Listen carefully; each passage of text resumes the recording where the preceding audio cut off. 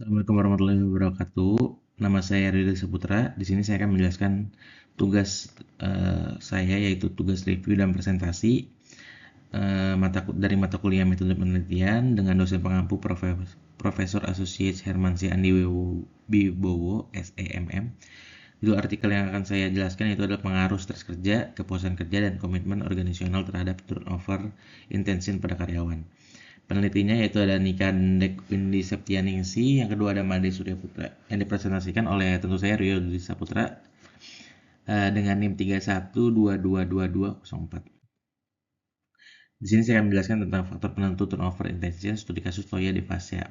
Presentasi yang saya akan jelaskan itu akan mengupas hasil penelitian mengenai faktor-faktor yang mempengaruhi niat keluar atau turnover intention karyawan di Toya di Fasya Natural Hot Spring and Camping Resort.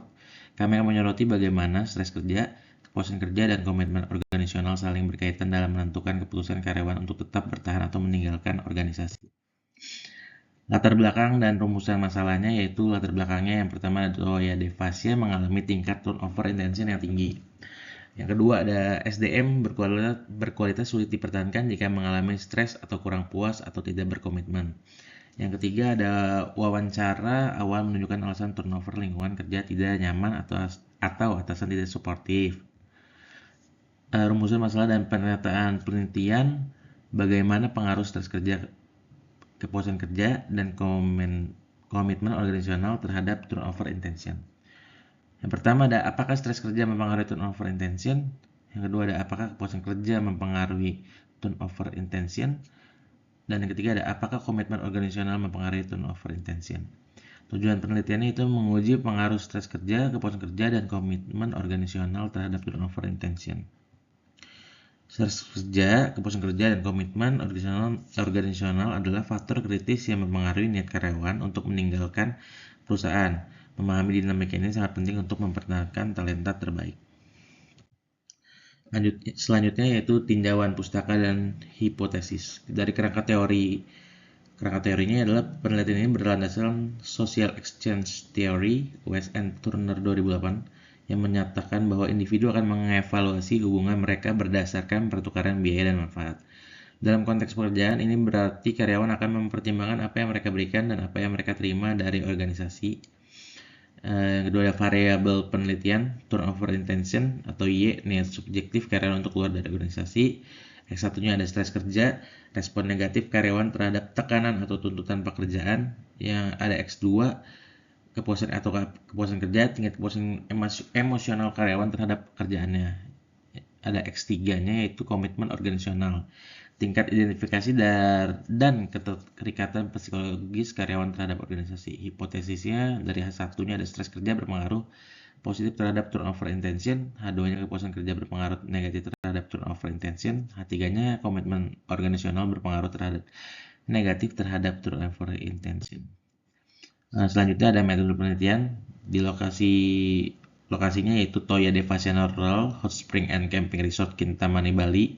Analisis datanya teknik regresi linear berganda, uji validitas, person correlation LGT 030 semua itemnya valid, uji relatabilitas Cronbach alpha LGT 060 semua variabel reliable, goodness of fit model R 0654 modal cukup untuk menjelaskan variasi populasi dan sampelnya. Populasinya 137 karyawan kontrak, sampelnya ada 102 responden menggunakan rumus Lovin dengan E 51%. Pengumpulan datanya kuesioner menggunakan skala Likert 5 poin dengan 16 indikator relevan untuk mengukur variabel.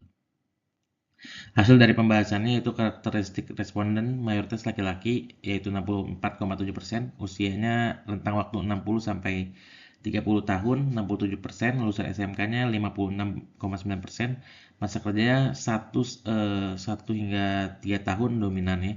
Hasil regresi variabel stres kerja atau X1, koefisien betanya 0,467, signifikansi p-value 0,000, kepuasan kerja X2, koefisien betanya itu minus 0,361, signifikansinya itu atau p-value 0,000 seperti stres kerja.